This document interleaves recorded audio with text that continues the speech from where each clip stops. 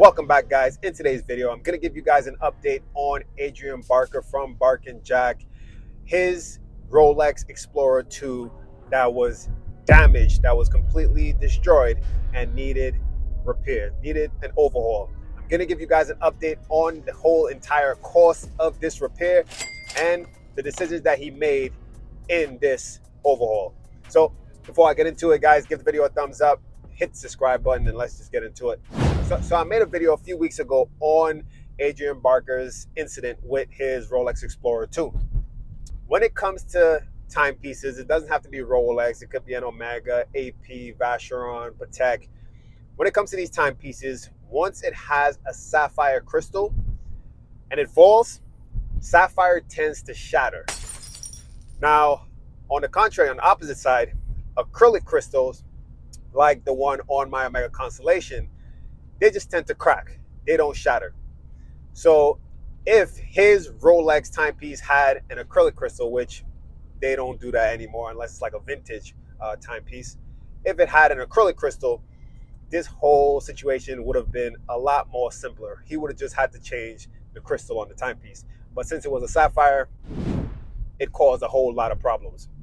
Because once sapphire shatters, these small, fine, micro-sized pieces gets everywhere in places that you won't even imagine.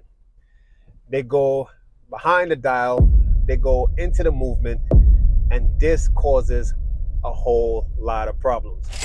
It can make things 10 times worse, where these fine pieces could get into the movement and into some of the parts, which could wear it down and completely make it to where you have to replace parts, which would increase the cost of the service. Now, let's get into Adrian's service costs. Now, he mentioned in his video that, in the first video when he mentioned that he destroyed the timepiece, that he was on the fence with whether to have an independent watchmaker service it or to have the Rolex, service center service it. I'm 90% sure I want this watch to go back to Rolex to be serviced because it's a modern watch. It's a current line and I want this to be performing to its highest possible level, and I kind of feel like Rolex would be the best people to do that. But the challenge around giving a watch back to Rolex is they like to polish things. I know you can request them not to polish it, but I also know that there's lots of stories out there where that request is missed. There's so many memories in this watch. I love the battle scars that this thing has. This thing's explored so many mountains. Ultimately, since it was a newer timepiece, he decided to go to the Rolex Service Center. So pretty much take it to the Rolex AD and they send it to the service center to have it serviced. Now, his concern was that the Rolex Service Center would do more than he would like to the timepiece, which would be maybe to polish it when he doesn't want it to be polished, the case and the bracelet, and to replace other parts like the dial and the hands and things like that, because Rolex tend to want to make a watch look like it was brand new after servicing. But that's not what he wanted. But he decided to take the chance and take the risk of sending it to the service center, letting them know that there were certain things he didn't want done. And some of those things were not having the case and the bracelet polished, because after the fall, there were a lot more scratches and dents on this timepiece. Prior to it, there was, but after the fall, there was more, especially the dents. But he decided to not have any parts replaced except for the date disc. They decided to change the date disc, as he mentioned in his video, because, like I mentioned, one of those fine micro pieces got caught between the date disc and the dial, which caused scratches on the numerals on the disc. And what Rolex mentioned was, over time, it could flake off some of the pieces. So even paint that was printed on the dial could cause damage to the movement eventually. So they decided, hey, they recommended that he change the date disc, which you guys would see the cost. I'll put it up on the screen. Not too much, but in a grand scheme of things, it's a lot of money just for a disc. Next, he decided not to change the dial, even though there were scratches on the dial. I think that was a good choice. I think he was pretty smart with the entire overhaul.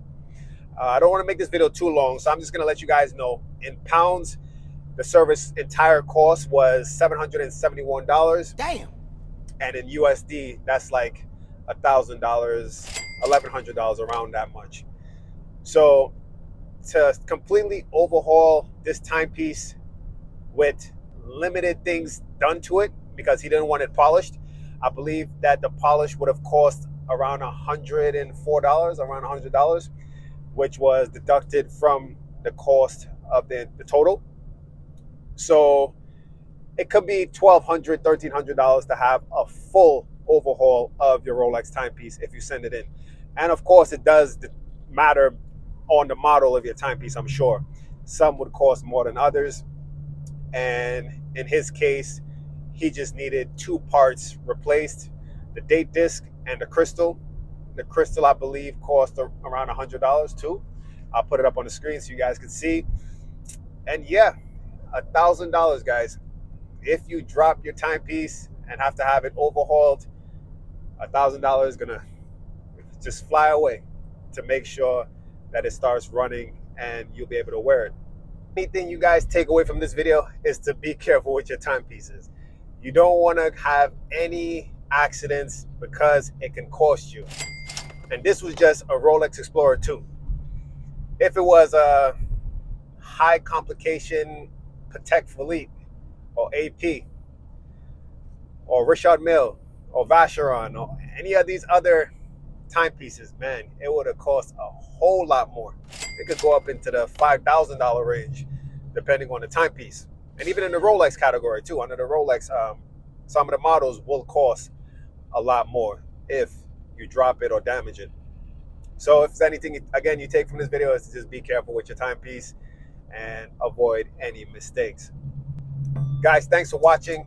Give the video a thumbs up, hit the subscribe button. In this video, even though I was driving, I made sure I kept my hands and knees on the wheel and my eyes on the road for 99% of the time. So you better give the video a thumbs up for that reason. Yeah, so stay tuned for some more videos.